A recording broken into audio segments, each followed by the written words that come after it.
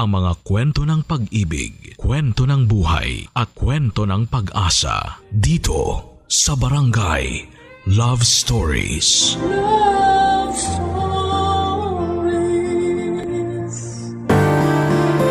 Madaling makahanap ng isang kaibigan, pero hindi lahat ay iniingatan ng tiwala mo. May iba na tahimik lang at anumang oras ay handa kang saksakin sa likod mo. Ikaw, kabarangay, naranasan mo na bang traidorin ng kaibigan mo? Dear Papa Dudut, just call me Ira, not my real name dahil marami akong kaibigan at kakilala na nakikinig sa inyong programang Barangay Love Stories. Sila nga rin ang nag-encourage sa akin na sumulat sa inyo para i-share ang parting ito ng buhay ko na hindi ko talaga makakalimutan. Yung part ng buhay ko na hindi ko ine-expect na mangyayari sa akin noon. Siguro ay narinig ko nabasa nyo na kung saan yung line na in this world, we have what we call a soul sibling. Not siblings by blood, but siblings by heart. Yung may bagong darating na tao sa buhay mo at hindi mo na napapansin ay sobrang gaan na pala ng pakiramdam mo sa kanya, na para bang matagal na siyang bahagi ng buhay mo. Kaya wala ka ng kahit na anong tinagong lihim sa kanya. College fresh graduate ako noon nang makapasok ako sa isang media production company, Papa Dudut, bilang marketing assistant. Natuwa ako dahil pangarap ko rin talaga makapasok sa kumpanya na yon at hindi ko ine-expect na sa unang beses na pag-a-apply ko ay matatanggap kaagad ako. Kaya naman nangako talaga ako sa sarili ko na pagbubutihin ko ang trabaho ko, Papa Dudut.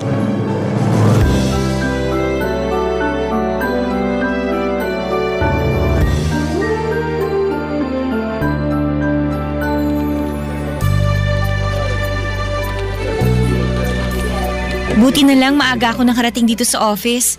Hindi ko kailangan magmadali sa pag-aayos ng mga gamit ko dito sa table ko. Ay. Hi! Ikaw yung bagong marketing assistant namin, di ba? Oo, ako nga. First day mo ngayon, tama? Oo, first job ko nga rin to eh. Ang galing mo naman! First job mo tapos dito ka kaagad nakapasok? Nagulat nga rin ako eh. Hindi ko rin in-expect na makakapasa ako sa interview tsaka sa mga exam na binigay nila sa akin. Minsan, binibase lang nila sa interview kung sino yung gusto nilang makapasok sa kumpanya na to.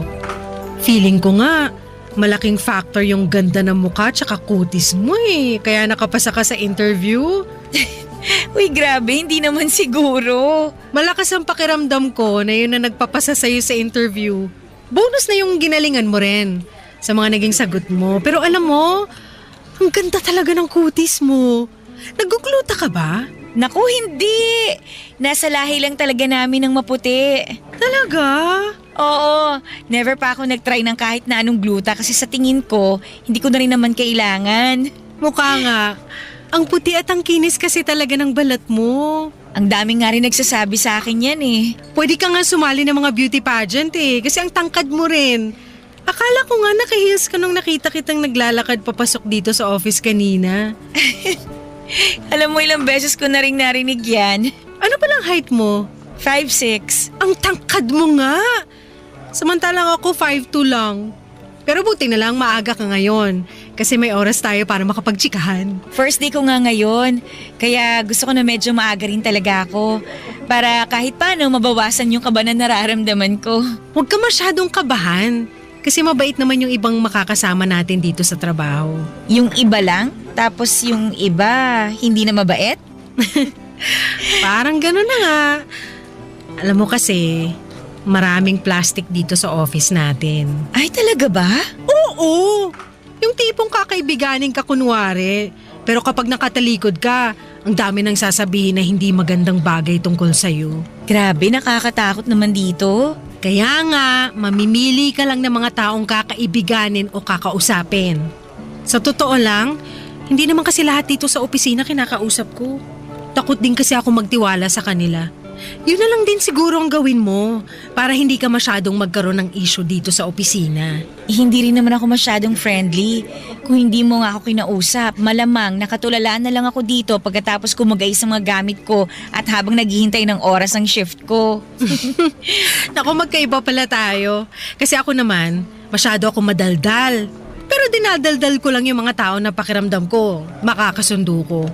Parang ikaw, feeling ko magiging close tayong dalawa kaya nilapitan at kinausap kita. Alam mo, yan din ang nafe-feel ko na magkakasundo tayong dalawa. Pero teka, ano nga palang name mo? Via! Okay. Ako naman si Ira. Nice to meet you, Via. Papa Dudut, hindi naman sa pagyayabang o kung ano paman. Masasabi ko na maganda talaga ako at malakas ang datingan ko. Filipina kasi ang mommy ko at Spanish naman ang daddy ko kaya natural talaga ang pagiging maputi na kulay ng balat ko.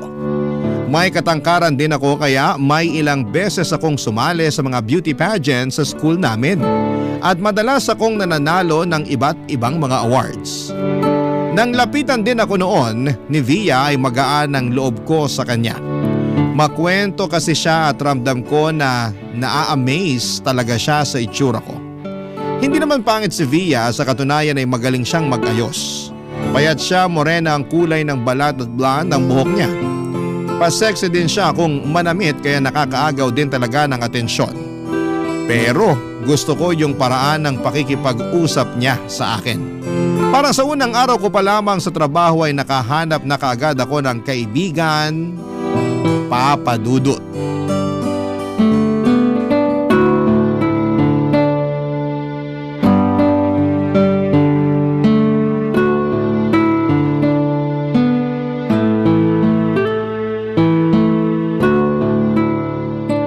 Sis, bakit nandito ka pa sa office?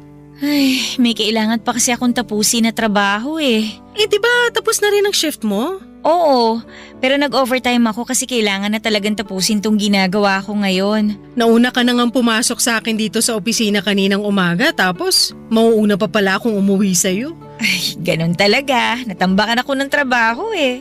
Upo muna ako dito sa katabing upuan mo. Hindi rin naman ako nagmamandaling umuwi. Sige lang, okay lang. Para naman hindi ako masyadong mainip dito sa kailangan kong tapusing trabaho. Patingin nga ako ng ginagawa mo dyan sa laptop mo. Eto oh. PowerPoint presentation pala yan para sa meeting natin next week? Bakit pinapatapos na kagad yan sa'yo? Hindi ko rin alam sis eh. Basta sabi ng marketing specialist natin kanina, kailangan daw makita niyang tapos na to bukas ng umaga. Masyado talaga nagmamagaling yung marketing specialist natin. Palibhasa, gusto niyang mapansin siya ng manager natin para ma-promote siya kagad. Tapos tinatambak niya sa atin yung mga trabaho para mas bumango sa management ang pangalan niya. Ganun na nga. Tsaka alam mo ba, hindi lang yung promotion ang habol niya. Ano ibig mo sabihin? May pinopormahan kasi yun sa HR. Hindi siya pinapansin. Kasi nga, ilang taon na siyang marketing specialist dito sa opisina. Teka, di ba may asawa at anak na yun? Nakita ko kasi sa Facebook niya nung nakaraan lang na nag-celebrate sila ng misis niya ng anniversary. Oo, may asawa at anak na nga yun. Oh, bakit pinopormahan niya pa yung HR kung pamilyado na pala siya? Alam mo Ses, dapat nasasanay ka na dito sa opisina natin. Paanong dapat na masanay na ako? Uso kasi talaga dito sa kumpanya natin yung kung hindi ikaw ang kabit dito, ikaw naman yung may kabit dito. Seryoso? Oo, sobrang seryoso. Uy, grabe naman yan. Sobrang grabe talaga. Marami ka pa talagang hindi alam dito. Yung marketing specialist natin na yon, ilang beses na rin yung nagkaroon ng kabit dito. Mabilis lang din talaga siyang magsawa at magpalit ng kabit niya. Buti hindi pa siya nahuhuli ng misis niya. Nako, ilang beses na yung nahuli. Pero paulit-ulit lang din siyang pinapatawad ng asawa niya. Ay, ang martir naman ng misis niya. Ganun talaga. 4 na kasi yata yung anak nila kaya hindi mahiwalayan yung lalaki. Grabe talaga yung mga ganyang lalaki, no? Sinabi mo pa. Tsaka alam mo ba, hindi lang lalaki ang may kabit dito sa opisina natin. Meron tayong mga katrabaho dito na parehong pamilyado tapos kabit nila yung isa't isa. As in dito sa loob ng opisina natin? As in, dito mismo sa loob ng opisina natin. Nakikita mo yung babaeng nakaupo malapit dun sa office ng operational manager natin? Oo, Tsaka yung lalaking nakaupo sa katabing table niya. yung may suot na kulay blue na jacket? Oo, siya nga. Parehong may asawa at anak yang dalawa na yan.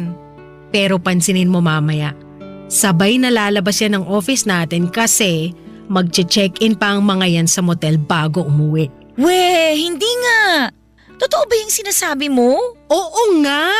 Maniwala ka sa akin. Legit lahat ng mga impormasyon na naririnig mo mula sa akin, sis. Papadudot matagal na sa kumpanya na yon si Via. Sa katunayan, halos lahat sa opisina ay kilala na niya. Sa kanya ko rin nakilala yung ibang mga kasamahan namin sa trabaho. Siguro ay dahil likas sa kanya yung pagiging madaldal at friendly, kaya marami rin talaga siyang kaklose. Nakakatuwa lang kasi siya talaga yung palaging lumalapit sa akin. Pinaparamdam niya na dapat maging komportable ako sa trabaho namin. Kahit may mga araw na nakakapagod talaga yung ginagawa namin. Palagi ring nagyayaya si Via na lumabas kami pagkatapos ng trabaho. Paraan daw yon para matanggal ang stress namin sa ginagawa namin. Magkaedad lamang kami ni Via pero masasabi ko na malaki ang pagkakaiba ng ugali naming dalawa. Adventurous at party girl kasi siya samantalang ako ay may pagka-introvert. Kaya malaki ang naging impact niya sa akin at sa pagbabago ko. Nakakatuwa lang kasi para akong biglang nagkaroon ng kapatid sa presensya ni Via, Papa Dudut.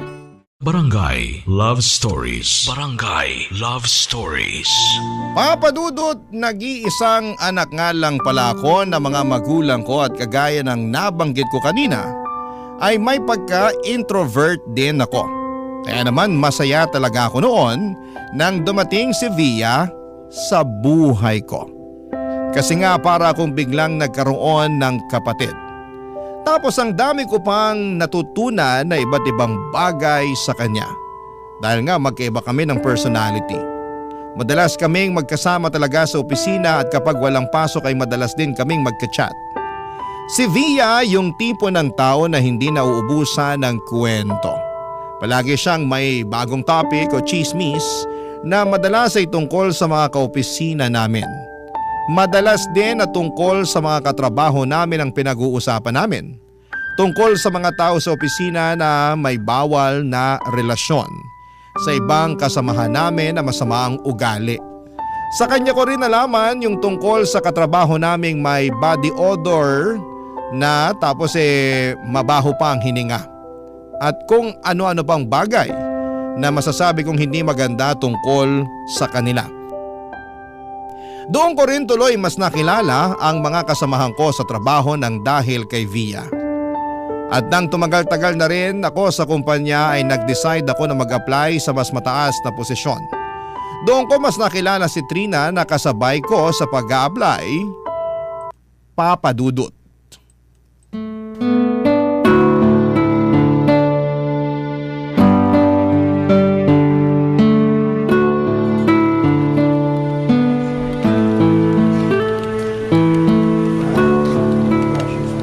Grabe yung exam at interview natin kanina, no? Ay nako, sinabi mo pa, Trina. Grabe talaga yung kaba ko. Pakiramdam ko lalabas na yung puso ko mula sa dibdib ko eh. Ibang klase kasi yung mga tanong nila sa atin. Parang out of this world.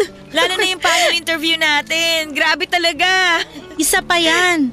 Akala ko pinakagrabe na yung 3 solo interview ko sa mga iba't ibang boss natin.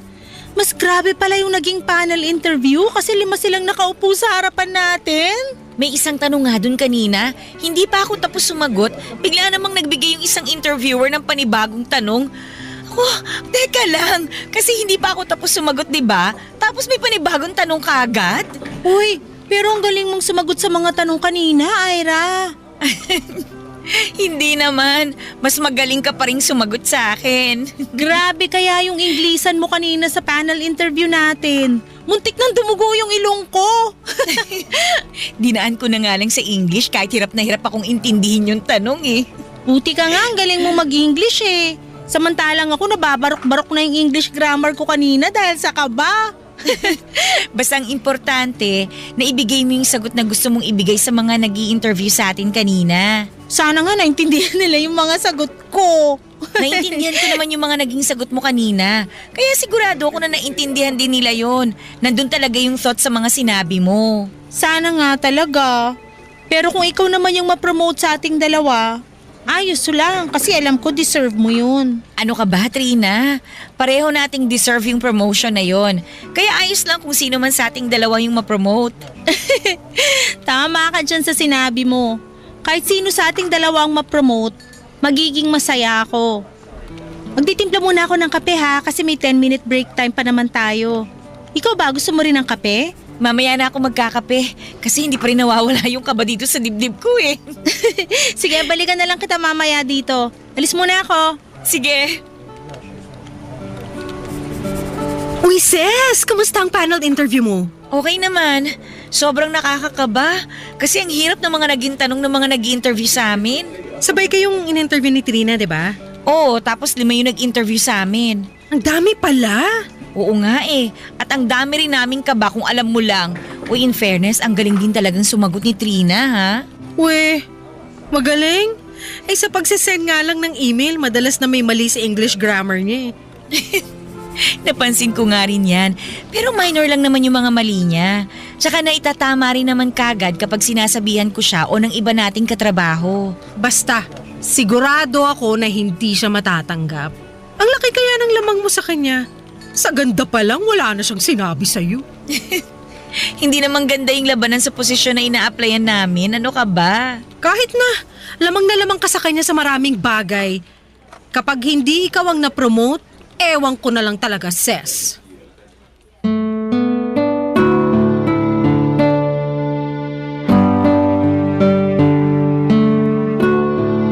Papadudot, mahigit 1 taon na ako sa kumpanya nang mag-decide ako mag-apply sa mas mataas na posisyon.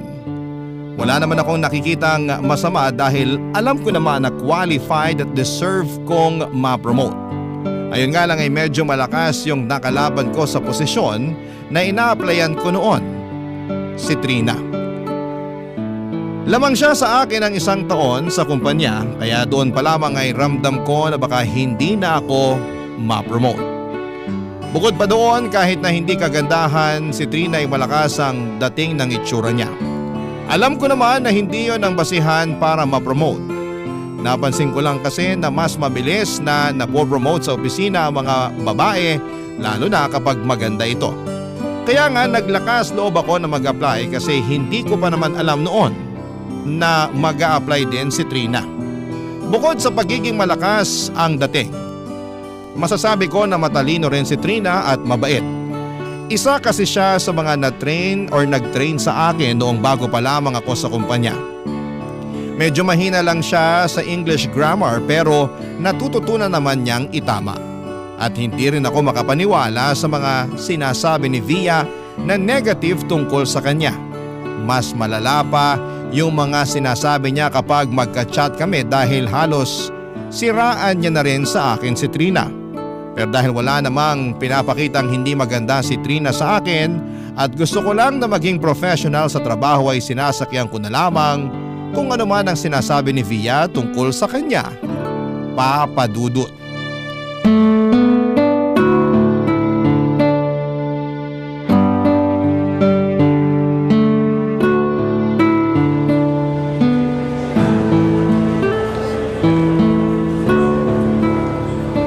Sis, ito oh. Binilhan kita ng leche flan kasi alam ko na paborito mo to. Uy, thank you! You're welcome. Nag-iisa na nga lang yan dun sa bilihan ng pagkain. Buti na unahan ko yung katrabaho natin na nakapila din sa kantin. Nakita ko kasi na iba na rin ang tingin niya sa leche flan na yan. Nako, kung nakita ko to kanina, bibilin ko rin to kagad. Alam ko. May baon na kasi akong pagkain eh, kaya hindi na ako pumila para tumingin o bumili pa doon. Uy, thank you ulit dito ha. Ang tagal ko na rin nagkikrave sa leche flan eh. Ikaw din talaga ang naalala ko nung makita ko yung leche flan na yan. Uy, pero alam mo ba, may bago akong chika sa'yo. Ano yun? Naalala mo yung 2 office mate natin na parehong may asawa at anak? Tapos kabit nila yung isa't isa? Oo, yung malapit ang pwesto sa office ng operational manager natin. Sila nga! O ano naman ang tungkol sa kanila? Ayun! Nahuli na ng mga asawa nila. Aba, mabuti naman kung ganon. Alam ko nga medyo trending sila sa social media ngayon. Ha? Bakit? Pinost kasi nung asawa ng office mate nating lalaki yung screenshot ng mga chat nila nung kabit niya. Ayun!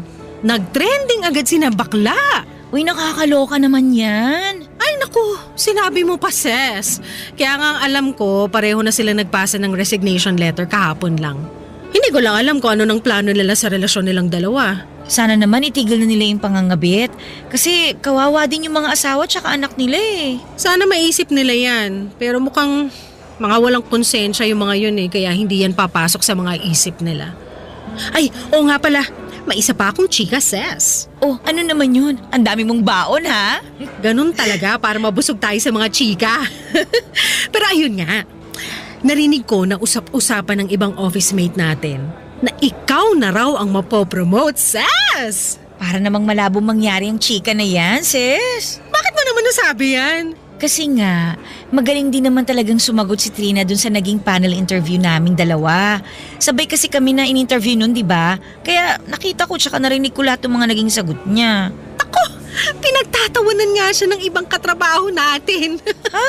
Bakit naman? Kasi nga, barok palagi ang English niya. Uy, pero maganda ang thought ng naging sagot niya, ha?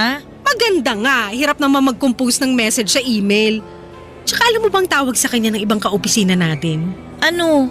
Chocolate crinkles. Teka, bakit chocolate crinkles? Sobrang kapal kasi maglagay ng foundation ni Trina sa mukha niya. Mabuti sana kung magkasing ganda at kinis kayo ng kutis, pero hindi. Ang layo ng kutis mo sa kanya, sis. Para siya nagbumukha maduming basahan kapag magkatabi kayo. Uy, grabe ka naman. Kanina lang mukha siyang chocolate crinkles, tapos ngayon basahan na? Gano'n naman kasi talaga ang itsura niya. Ang tsaka na, ang kapal pa mag-makeup. Hindi ang mga ganong itsura ang gustong i-promote ng boss natin. Kaya ngayon pa lang, congratulations in advance na kagad sa promotion mo, sis!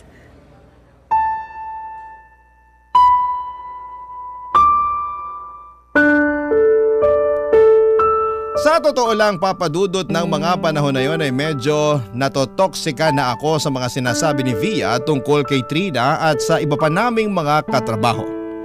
Para kasing kapag magkasama kami o magka-chat ay wala na siyang ibang sinasabi kung hindi puro negative tungkol sa kanila, lalo na kay Trina. May 2 linggo pa noon bago namin malaman kung sino sa aming dalawa ang mapopromote. At wala siyang kahit na anong ibang ipinakita kung hindi yung pagiging professional at mabuting katrabaho. Pero si Via ay napakaraming negatibong sinasabi tungkol kay Trina, lalo na kapag magka-chat kaming dalawa. Iniisip ko na lamang noon na pinapalakas niya lamang ang loob ko, kaya niya sinasabi ang mga negative na bagay tungkol kay Trina. Siyempre kaibigan niya ako, kaya ako ang gusto niyang ma-promote. At hindi niya raw kasi talaga feel ang ugali ni Trina. Masyado raw mapagmataas kaya never silang naging close na dalawa kahit mas matagal na silang magkakilala. At sigurado din naman daw si Via na ako talaga ang mapopromote. Kaya sa akin ang suporta niya. Bagay na lalong nagbigay ng dahilan sa akin para mas ma-appreciate ko ang friendship naming dalawa, Papa Dudut. Barangay Love Stories. Barangay Love Stories. Papa Dudut, habang papalapit ang announcement kung sino sa amin ni Trina ang mapopromote, ay mas lalo akong kinakabahan. Kasi first job ko yon at first time ko rin na magta-try na mag-apply sa mas mataas na posisyon. Alam ko naman sa sarili ko na deserve ko ang promotion na yon, pero deserve din yon ni Trina. Kumbaga alam ko na may lamang siya sa akin, pero may lamang din naman ako sa kanya. Medyo pinanghihinaan na nga ako ng loob noon kung hindi ko lang madalas na nakakausap si Via. Siya yung palaging nagsasabi na mas malaki ang chance ko na ma-promote kesa kay Trina. Dahil mas masipag daw ako sa trabaho, mas matalino at mas gusto ako ng mga boss namin.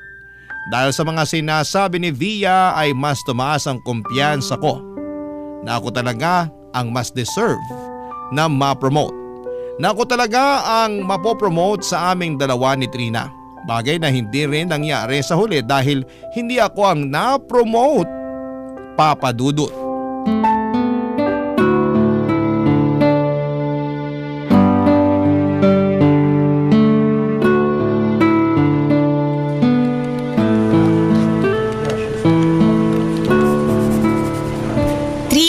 Congratulations sa promotion mo, ha? Thank you, Ira.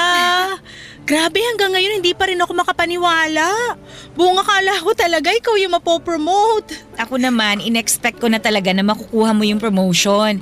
Kasi nakita tsaka narinig ko kung paano ka sumagot ng panel interview natin. Ikaw kaya yung mas magaling sumagot nun. Nakita ko kung paano na-amaze yung mga interviewer natin sa mga naging sagot mo eh. Kung na-amaze talaga sila sa akin, ako dapat yung pinromote nila. Kaya ikaw talaga at ang mga sagot mo nakakuha ng atensyon nila. Alam mo, sa totoo lang, nahihiya ako sa'yo, Ira. Oh, bakit naman? Ba't ka naman mahihiya sa akin? Hindi lang ako sa'yo nahihiya kung hindi pati na rin sa ibang kaopisina natin dito. Kasi nga, akala ko talaga, ikaw yung mapopromote. Ang dami ko na kayang narinig dito sa office natin na ikaw na talaga yung ipopromote ng mga boss natin.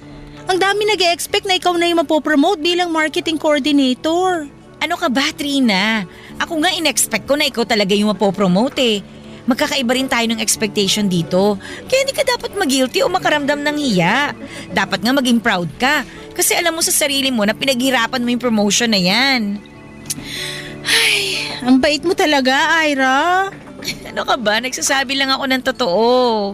Trina, gusto ko raw makausap ng manager natin kaya pumunta ka na raw dun sa office niya. Sige, salamat, Pia. Ira, thank you uli ha. Usap na lang tayo mamaya. Okay, congrats ulit ha. Ira, thank you ulit ha. Usap na lang tayo mamaya. Plastic. Uy, baka may makarinig sa'yo at sumbong ka kay Trina. Totoo naman kasing plastic siya kaya never ko talaga siyang kinaibigan. Alam mo, mukha namang mabait yang si Trina eh. Bigyan mo lang ng chance na makilala siya at baka magkasundo rin kayong dalawa. Naku, hindi ako nakikipagkaibigan sa mga plastic na kagaya niya. Ikaw talaga? Minsan umiiral yung pagiging judgmental mo, no? Magkaiba yung judgmental sa magaling kumilala ng isang tao. Tsaka alam ko na kung bakit naagaw sa'yo ng Trina na yan ang promotion na dapat para sa'yo, Ses. Ha? Ano ibig mong sabihin? Ikaw talagang dapat na mapopromote at hindi yang si Trina. Bakit mo naman nasabi yan? Nakarating kasi sa akin yung chika kung bakit at paano siya na-promote. Naagaw niya lang naman sa yung promotion kasi pumayag siya na makipag one night stand sa isa sa mga nag-panel interview. Uy, totoo ba yan? Oo! Legit na legit tong chika ko at hindi lang to basta chismis. Pero paano mo naman nalaman yan? May nakakita kay Trina kasama yung isa sa mga nag-interview sa inyo na pumasok sa isang motel na malapit dito. Ang lakas nga raw ng loob ni Trina, Ses. Kasi hindi man lang daw nag-request na dalhin siya sa mas malayong motel. Yung malapit pa talaga dito sa opisina natin. Kaya yun, may nakakita sa kanilang dalawa. Grabe naman yung ginawa ni Trina para lang makuha ang promotion na yun. Yung promotion na dapat para sa'yo, Ses. Noong una pa lang talaga, wala na akong tiwala sa Trina na yan. Ramdam ko na agad kung gaano siya ka-plastic at hindi ako nagkamali sa pakiramdam ko na yun.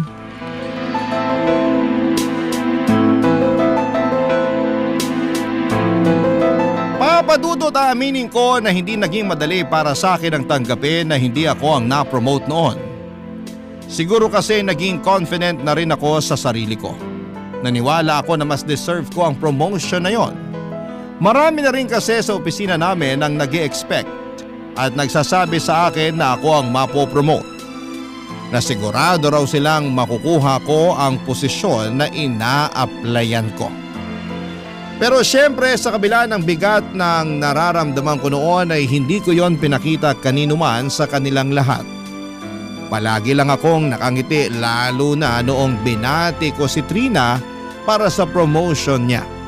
Nang mga panahong yon ay wala akong ibang kinausap tungkol sa sama ng loob ko kundi si Via lang dahil ayokong maging issue yon sa office. Madalas na sa chat na lamang kami nag-uusap at sinabi ko lang kay Via na nalulungkot ako kasi hindi ko nakuha ang promotion. Ang sabi niya mas deserve ko naman daw talaga ang promotion. Kaya lang daw na-promote si Trina kasi pumayag ito na makipag-chuchu at makipagrelasyon sa isang boss namin at mag-check-in sa isang motel. Nagulat ako sa sinabi ni Via pero confirm daw ang impormasyon na yon mula sa ibang katrabaho namin. At may ilang lalaki pa raw na katrabaho namin ang nakarelasyon noon ni Trina para lamang makuha ang posisyon na yon. Nang dahil doon, kung ano-ano na rin ang nasabi ko ng mga oras na yon. Mga negatibong bagay tungkol kay Trina na hindi naman talaga siya maganda, makapal siyang mag-makeup, baduy siyang manamit, barok siyang mag-English at kung ano-ano pang hindi magagandang bagay na tungkol sa kanya. Pati nga mga ibang katrabaho ko ay sinabihan ko rin ng kung ano-ano. At sinabing ganon talaga ang buhay. Bagay na sinang-ayunan ni Via ang lahat ng mga sinabi ko sa pag-uusap namin sa Messenger ng oras na yon. Natatawa pa nga ako kasi ang sabi niya ay hindi pwedeng lumabas ang mga pinag-usapan namin sa Messenger na yon. Ang sabi ko naman kaya hindi kami pwedeng mag-away. Sumagot naman si Via na kahit kailan ay hindi kami mag-aaway kaya walang sekreto ang makalalabas. Papa Dudut.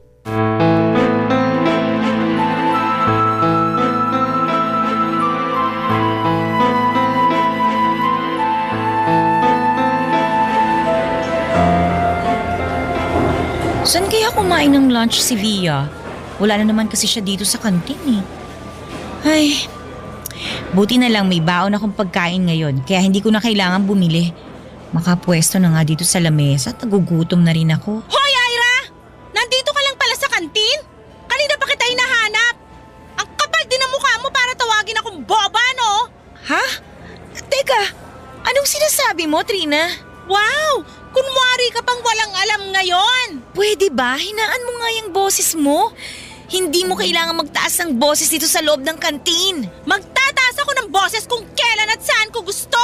Pwede bang pag-usapan natin ng maayos to? Sabihin mo kung ano bang dahilan at galit na galit ka sa akin.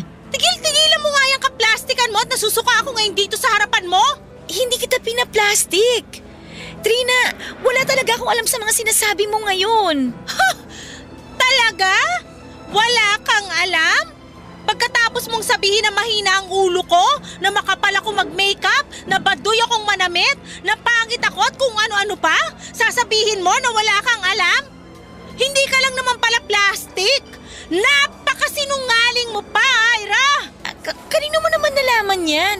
Eh di ngayon umamin ka rin. Hindi ko naman talaga sinabi yung mga yun eh. Sigurado ka bang hindi mo sinabi yung mga yon? Oo nga. Kahit ipakita ko pa sa'yo yung mga screenshot ng mga chat mo kung saan mo ako nilait-lait? Ha? Screenshot? Oo, kung saan nabasa ko lahat ng mga panlalait mo sa akin at sa iba pa nating kaopisina. Grabe, sobrang plastic mo! Kunwari ka pa na mabait ka kapag magkausap tayo pero dinudurog mo na pala ako kapag ibang tao na ang kausap mo? Trina, nandito ka lang pala sa kantin.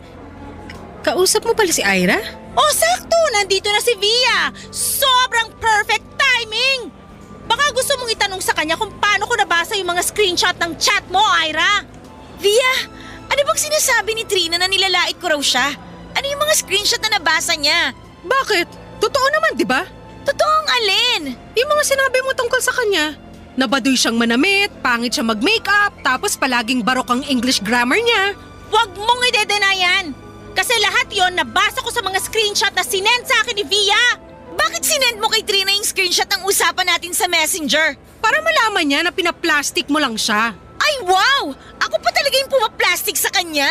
Oo, kasi ikaw naman talaga yung nanlalait kay Trina sa tuwing magka-chat tayong dalawa. Saka pwede ba, Ira? Itigil mo na yung bait-baitang epek mo kasi alam na ng mga kaopisina natin kung gaano ka ka-plastic. Ibig sabihin may iba pang nakabasa ng screenshot ng mga chat ko? Marami nang nakabasa, Ira. Marami nang nakakaalam sa office natin kung gaano kabaho yung ugali mo. Alam na rin nilang lahat kung ano-anong panlalait ang sinabi mo tungkol sa kanila. Grabe ka, Via! Hindi ako makapaniwala na magagawa mo to sa akin. Ikaw pa na tinuring ko na parang tunay ko ng kapatid. Huwag ka nang magdrama dyan, Ira. Pinakita ko lang naman sa kanila kung anong totoong ugali mo. Wow! Sana lang pinabasa mo sa kanilang lahat yung chat natin. Hindi yung ako lang yung pinagmukha mong masama sa lahat. Dapat pinabasa mo rin sa kanila yung mga pinagsasabi mo tungkol kay Trina. At kung talagang maraming plastic na nagkalat ngayon, mukha mo yung pinakamakapal na plastic na nakaharap ko sa buong buhay ko. Papadudot 1 linggo pagkalipas ng mga pag-uusap namin ni Via at paglalabas ko ng sama ng loob sa kanya, ay bigla ko naramdaman ang pag-iwas niya sa akin. Pero hindi ko binigyan yon ng ibang kahulugan. Ang nasa isip ko ay baka may pinagdaraanan lamang siya na personal na problema kaya hindi niya ako masyadong kinikibo. Ayun pala, may iba na siyang binabalak o ginagawa noon. Sobrang nagulat talaga ako sa pagsugod na ginawa sa akin noon ni Trina. Hindi ako makapaniwala sa mga naririnig ko mula sa kanya. Hindi ko rin naman ma-deny kasi totoo ang mga sinasabi niya tungkol sa screenshot na mga nabasa niya. Totoo lahat ng mga nabasa niya na sinabi ko. Pero alam niyo po kung saan ako pinaka nagulat? Sa ginawa ni Via. Yung ginawa niya na pagpapakalat ni Trina ng screenshot ng pag-uusap naming dalawa. Si Via ang pinagkakatiwalaan at tinuturing ko na parang tunay na kapatid ko, Papa Dudut. Ang nakakatawa na nakakainis pa doon ay nakita ko ang mga screenshot na yon at deleted ang part ng mga sinabi niyang hindi maganda tungkol kay Trina at sa iba pa naming mga katrabaho. Puro mga sinabi ko lang na hindi mga magaganda ang mababasa mo doon. At sa totoo lang ay gusto ko ring ilabas noon ang original. Walang crop o hindi edited na screenshot ng pag-uusap namin ni Via. Gusto kong malaman nila na hindi lang ako ang may mga sinabing hindi maganda tungkol sa kanila. Na hindi lang ako ang nanlait sa mga katrabaho namin, pero hindi ko ginawa dahil hindi ako ganon kababa na tao kagaya ni Via. Hindi ko kayang gawin yon sa kanya. Mula nang kumalat ang screenshot sa office namin ay naging usap-usapan ako ng mga katrabaho ko. Nawalan ako ng peace of mind sa loob ng opisina dahil ramdam ko at alam ko na pinag-uusapan nila ako palagi. Hindi ko na rin sinubukan pang kausapin pa si Via. Wala naman akong dapat pang sabihin o itanong sa kanya.